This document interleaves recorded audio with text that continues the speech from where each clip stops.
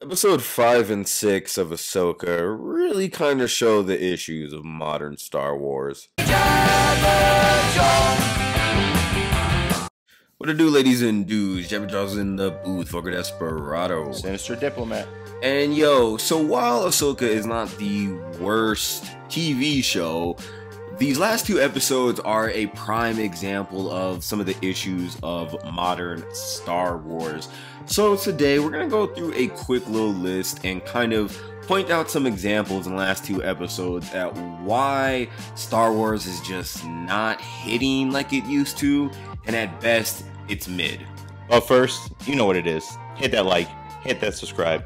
On our road to 1,000. Let's go. So kicking it off with episode 5 here. Now, we're a little late on this for reasons, but it doesn't matter.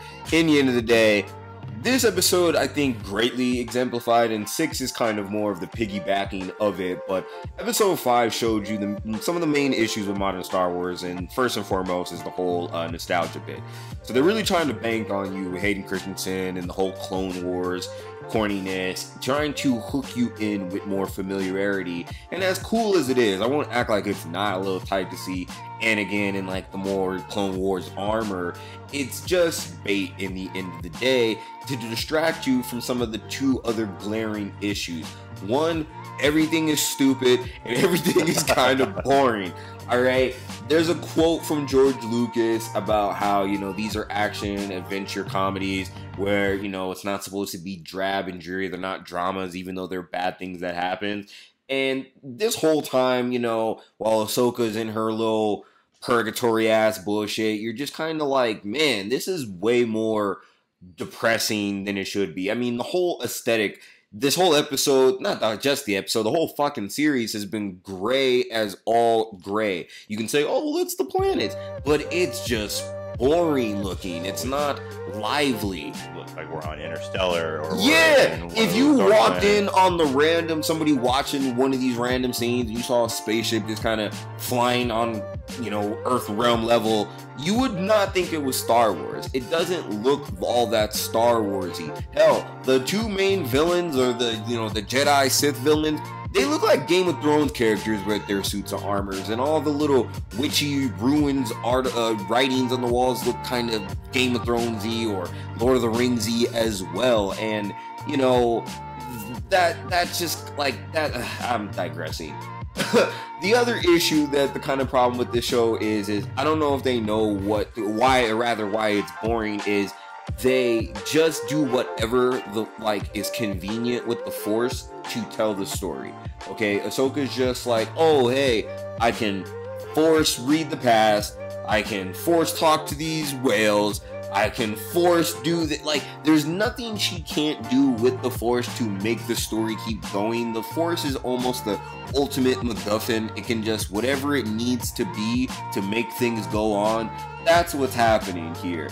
And the problem here is there's no challenges, the show looks boring, and you guys are trying to bank on nostalgic sadness in a weird way. And these are some of the most glaring issues that I think encompass all of the different Star Wars TV shows, from Mandalorian to Boba Fett. You're banking on nostalgia, you're gray and drab, and you're kind of just not that interesting.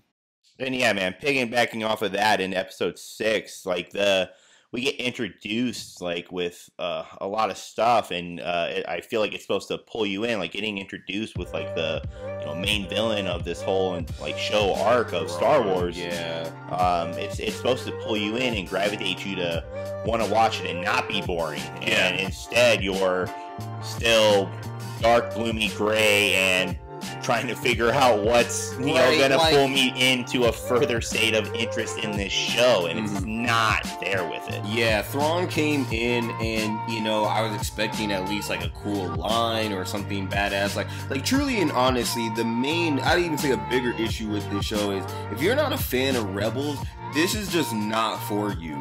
Thrawn came in, and I'm just like, okay, you got these red eyes full, you got some devil magic, what can you do? And essentially he's like this tactical genius and whatnot, but you're not seeing this, you're not really understanding why he's such a big deal. If you are a newcomer to the show, that's a problem. That's not going to suck you in. And then and same thing with Sabine, really, that's the other issue. She's walking around on the gray drabby planet, and I'm just trying to understand myself. Literally, I had to wiki this shit because I don't get why she gave this map up to go see Thrawn if this dude Ezra is just like a broski to her. Like it'd be one thing if you love this dude, but according to these Wikipedias, they're just homies. Like, yeah. And I was like, so this nigga's a threat to Thrawn, is a threat to the galaxy. And I will say the one line that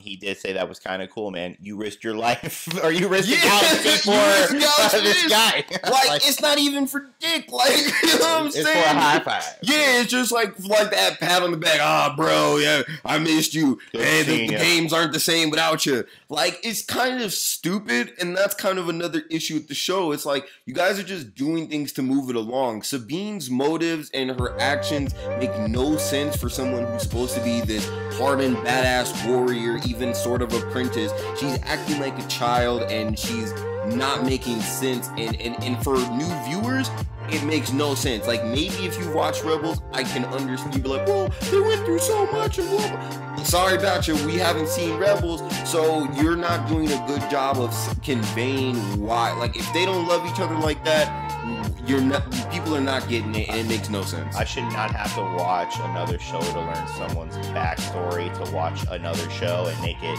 attract to me. Exactly. It's supposed Especially to attract not with like Star Wars. Star Wars is supposed to be a pretty universal audience, but this is a very esoteric, you have to know type of series, and that's the biggest turnoff besides the drabbiness and the nostalgia bait. Like, you guys are just kind of, it's a show made for certain people. Pulling the nostalgia bait that's apparently hated. Right, you keep going back to the prequels, you know, the Clone Wars, even though people want to hate those so much, but... Topic for another day. Exactly, but let us know what y'all think in the comments. Are you guys actually loving Ahsoka? Do you find it mid, or do you find that you have the same complaints as us? But we're trying to keep this short, so y'all know what to do. Hit that like, hit that subscribe. We really appreciate it. Jabberjaws in the booth. Boca Desperado. Sinister Diplomat. We'll catch you on the next one. Peace.